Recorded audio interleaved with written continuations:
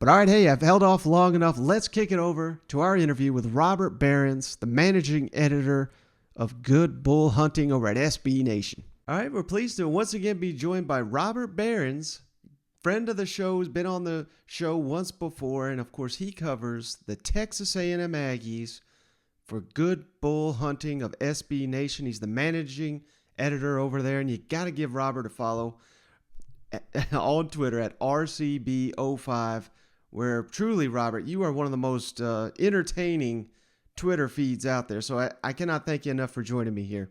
Absolutely, man. Glad to waste some time in the off season with you. Yeah, of course. I mean, the hottest topic, not only in the SEC, but really in all of college football, this back and forth between Nick Saban and Jimbo Fisher. We'll get to Fisher in just a second, but what was your initial thoughts, Robert, when you heard or saw the tweet, that Nick Saban was out here calling A&M out, Jimbo, and essentially said, what he did say, A&M's, paid every single player in their recruiting class.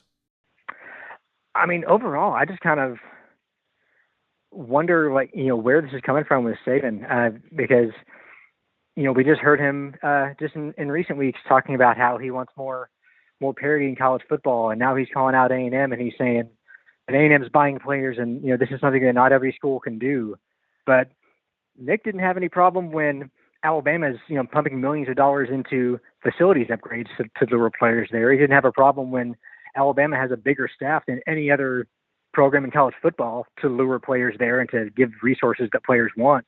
And so I don't understand why all of a sudden, when that money is just going directly to players instead of to all these other ancillary benefits, why that's suddenly a huge issue. Because college football has always been about the haves and the have-nots. And if anything, A&M from a program success perspective has been a have-not. So if you want parity, isn't a program that just got their first ever number one recruiting class more parity? Isn't the first, non-Alabama and Georgia team to have a number one class since 2012 more parity? And so, as Jimbo said, it's as much as Saban is trying to make this sound like he's worried about what's good for the game, it sounds more like sour grapes of what's not good for Nick Saban. Yeah, and that's, you see all these anonymous articles. That certainly seems to be people that know Nick, people that know Jimbo saying, hey, this is a guy that hates to even finish second, which he did.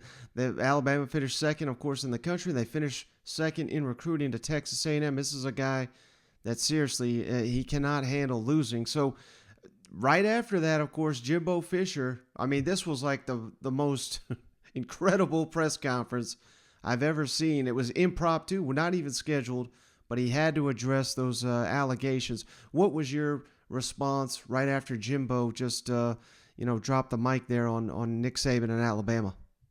I think myself, just like everybody else, initially you're kind of just shell-shocked because you're not used to hearing coaches be that direct and basically say what all the fans and everyone else is thinking.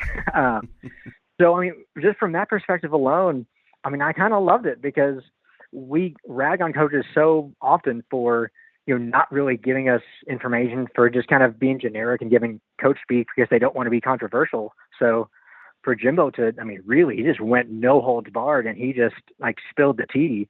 It was really refreshing, and it was fun to see, even just as a college football fan in general, but certainly as an A&M fan, it's great to see Jimbo to stick up for the program, and basically just fight fire with fire. That if Saban is going to be really reckless and throwing around allegations, then A&M and Jimbo are going to be just as aggressive right back at him. And if nothing else, it's normally May is one of the most boring, uneventful times of the off season. So it's given us all a lot of entertainment, if nothing else. Yeah, no doubt, Robert. And right around the corner, we got SEC spring meetings. And normally, they're pretty tame. They're pretty mild. They're not that interesting. But I don't know about you, buddy, but if the SEC network wants to stream this thing, hell, I'd even pay for pay-per-view if they want to, put it in the moment Jimbo and Nick come into the same room. That's must-see TV at the moment, don't you think? Yeah, I mean, it's definitely putting a lot of interest into stuff that normally even us hardcore fans kind of gloss over this time of year. So I think, yeah, between media days and the meetings, and then, of course, that rematch coming up on October 8th, there's going to be no shortage of some really interesting interactions with Jimbo and Nick over the next few months. Now, this may have already been the case. Let me know what you think, Robert. But with Texas coming into the SEC, I think everyone was thinking, oh, okay, now here's A&M's main rival, in football back in the SEC. But following this last week, following this last year of just kind of the battles on the field and on the recruiting trail, what's the sense from Aggie fans? Is Alabama now the number one rival in the SEC for the Texas A&M Aggies? I will say with Texas coming in, I think that's probably still not going to be the case because once Texas is here, as much as obviously beating Bama is always going to be high on everyone's list, because if you beat Bama, you probably have a decent chance at making some serious noise in the SEC. That Texas rivalry has so much history, and you see on Twitter to this day, even though A&M and Texas haven't played each other since 2011, I mean, the two teams and the two fan bases in particular are just constantly comparing themselves to one another, and I'm just as guilty of it as anybody. Just because it's fun to stir the pot. I probably have, outside of Aggies, I think Longhorns is probably like my second, biggest fan base that I have that follows me. So yeah, there's a lot of history there that's not going to go away. And that said, as far as the A&M Alabama rivalry, I think until the past 9 months, that probably was a very one-sided affair that maybe A&M fans thought like it was a rivalry, but probably only because every school thinks that they're rivals with Alabama because everyone hates Alabama because they're jealous of Alabama. But maybe now between, it started about this time last year with Jimbo, claiming that he was going to beat Saban's ass while he was still there, and then Saban saying what in golf. And then, of course, Jimbo followed up on it and made good on his promise. And then you had, and even going back to on signing day, Jimbo kind of went off on his signing day press conference too, based on comments from some of this NIL stuff. And now it's just blown up even more with comments in these recent days. So definitely, I think that's a rivalry that, even though it was already going to be competitive this year, because I think both teams are going to be really good, it adds some extra spice to it, without a doubt. Yeah, and so now everybody in college football, not just the SEC, I know A&M fans and Alabama fans had already circled that October 8th trip to Tuscaloosa. And now, like I said, the entire college football world is going to be descending and keeping an eye on that game. I got to imagine College Game Day is already making their plans to cover that game. I know it's, it may be a little too far to look out, but this is going to be the most anticipated Texas A&M game since when, in your opinion? I would say probably since the game against Alabama back in 2013, which, coincidentally, it was, once again, like the year after A&M had knocked off Alabama in 2012. Of course, that game was two top 5 teams. It was Johnny Manziel in his, following up on his Heisman campaign. And, there's been a few other games since then where it's like maybe you've had like 2 top 10 teams, but I think from a national perspective, this probably will be the biggest microscope on A&M since that 2013 game. And of course, that's all assuming that you're looking at undefeated teams by then. I think, A&M has, I think it's 5 games before that. So, and as we saw last year, even against, the Mississippi States and Arkansas, that nothing's a guarantee in the SEC. So, highly anticipated matchup rankings wise, but either way, with this Jimbo and Saban feud, it should be fun no matter what the records are. Now, any chance, Robert, that, I know the expectations are already high in College Station. They're trying to win the West, trying to win the SEC, but any chance that, this offseason with all these allegations and all that, fuels this Texas A&M team to be even better than they would have been. Because, I mean, I've seen Anaya Smith come out. Yeah, clearly we've seen Jimbo, hitting, the battle cry, so to speak. So do you think there's a chance any of this offseason drama motivates the Aggies on the field this season? I think it could, because, players and coaches for an edge, and those guys are highly competitive, highly motivated, so they're always trying to find something to fuel themselves to do even more. And A&M has faced a lot of criticism this offseason, be it from, when they backed out of the bowl game because of COVID, or then going to the number one recruiting class and people saying that, they essentially just bought that recruiting class. I think there's been a lot of external criticism, and it may have kind of galvanized that team and that program in kind of an us against the world mentality. Now, granted, you can argue how much all that stuff is really that important at the end of the day, because at the end of the day, it's about coaching, and it's about talent. But the good news is A&M should already have both of those things, and hopefully you've got a lot of guys in the right mindset and out there to prove a lot of people wrong. Now, recently over at Good Bull Hunting, you wrote about, everybody wants to talk about pods, if that's what we're going to call them. But essentially what we're talking about, of course, everybody knows by now, a couple, 3 permanent rivals is kind of what it seems like we're trending towards. That's not official by any means. But if the league does go to 3 permanent rivals, you listed out Arkansas, LSU, and Texas as 3 for the Aggies. Is that the way you want to see it, or is that just the way you kind of think it's going to go?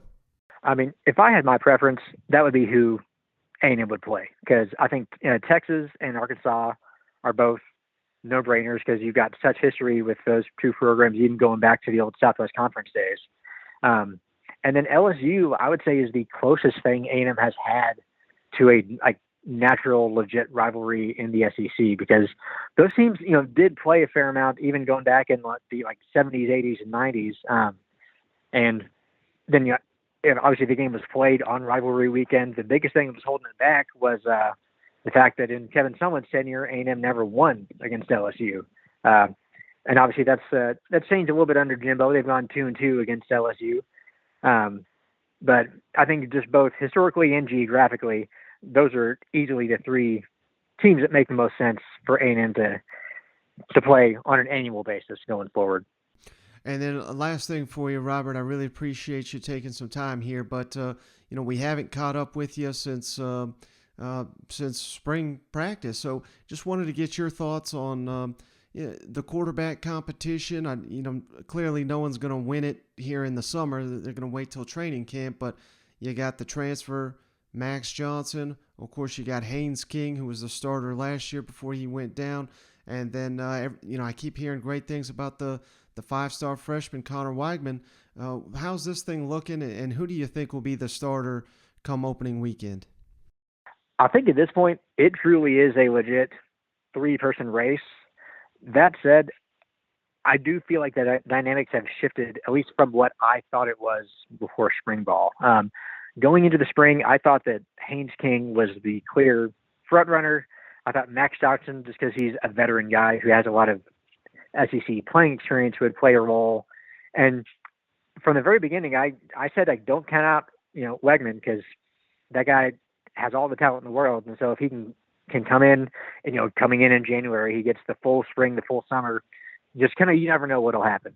But after the spring game, which I do caution everyone, don't try to read too much into the spring game, because we've all done that at our own peril. And just look at Ajay Hall for Alabama last year.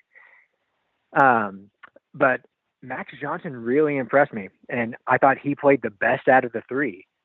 And I'll also say that Weigman, while maybe he didn't look quite as good, he didn't look like a guy who just flat out wasn't ready. He didn't look like a guy that you watched and said, okay, he needs to have a redshirt season.